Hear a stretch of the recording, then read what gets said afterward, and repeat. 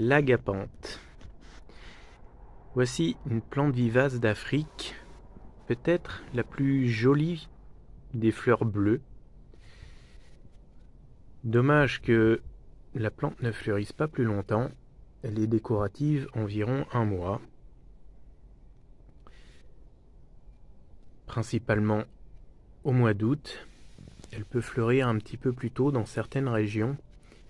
Sachant que c'est une plante d'Afrique, on l'a tout de même acclimatée en Normandie par exemple.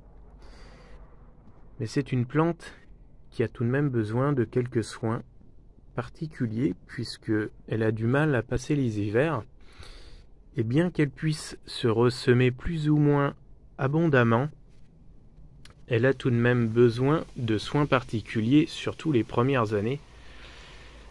Alors c'est une plante un peu frileuse, évidemment, puisqu'elle vient d'Afrique. Elle n'est pas forcément habituée à connaître le gel. Il existe des variétés à feuillage persistant, mais par chez nous, on a plutôt que des feuillages caducs, puisque celles à feuilles caduques sont plus résistantes. Alors, les vieilles souches, on les protégera un petit peu du gel, car elles ont besoin d'une protection hivernale pour éviter que le froid ne pénètre dans la terre et détruise les racines. Les racines et surtout les bourgeons sont assez proches de la surface de la terre et voilà pourquoi il est vraiment conseillé de protéger les plantes. Et ce qui est plus compliqué, c'est lorsqu'on a des jeunes semis, puisque les jeunes semis ne ressemblent qu'à un espèce de petit brin d'herbe à peine plus épais que ce qu'on peut trouver dans une pelouse. Les premières années, lorsque la plante se sème, on n'a pas du tout ce feuillage aussi large et aussi épais et coriace. Les premières années, on peut dire que le feuillage est un petit peu comme le carex jaune qui est à côté. Alors le feuillage sera beaucoup plus fin. Il ressemblera à peu près au carex. Au départ, les semis ne forment que 2 petites feuilles et il faut vraiment les repérer. Si on voit un gros brin d'herbe un petit peu épais dans un massif ou même dans un pot, parce que la plante se sème, ou plutôt se ressème assez facilement dans un pot aussi, il faut bien faire attention et ne pas biner puisque les racines et la plante sont principalement à la surface du sol.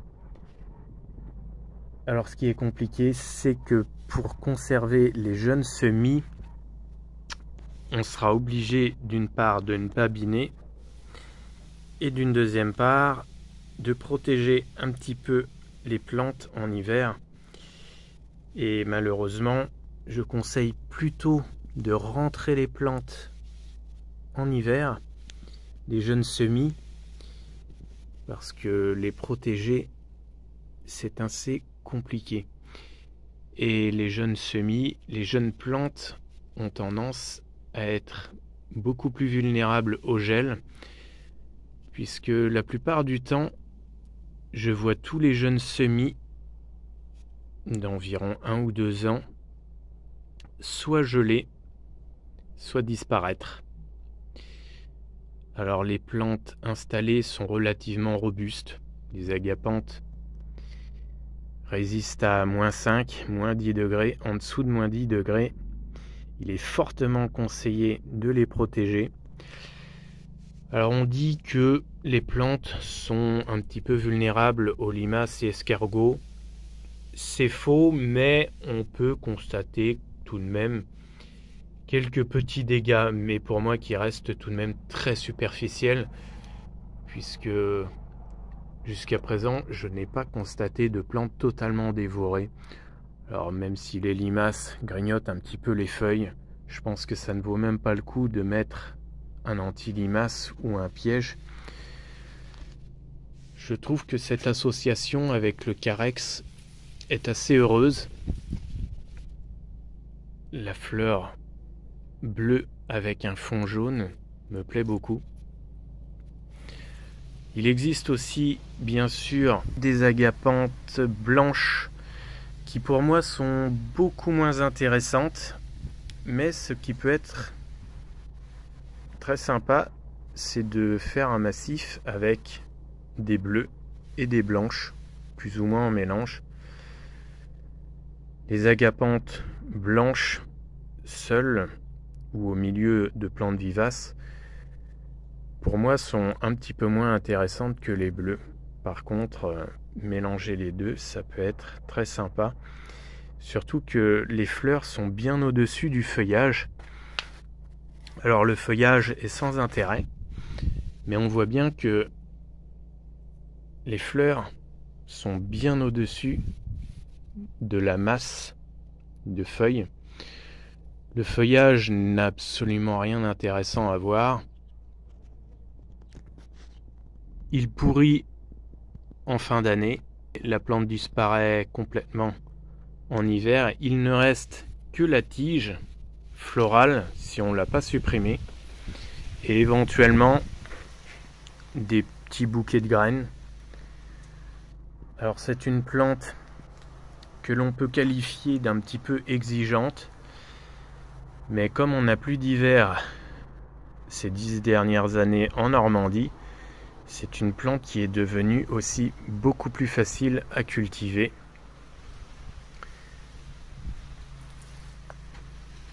Et pour conclure, je dirais que puisque le climat a légèrement changé, pourquoi pas inviter une agapanthe dans un jardin? Elle pousse aussi très facilement en pot, alors même si vous n'avez pas de jardin et seulement un balcon ou une terrasse, pas compliqué de la cultiver et de la conserver quelques années. Elle n'est pas particulièrement gourmande et compliquée à vivre. Elle résiste à quelques périodes de sécheresse, même si ce n'est pas un cactus. C'est tout de même une plante d'Afrique. Un semis d'agapanthe. Où ça? Bah là. Là? Ça? Ça, c'est un semis d'agapanthe. Et on en a aussi un petit peu là. Alors quand je dis que ça ressemble à un brin d'herbe, en effet, c'est à s'y méprendre.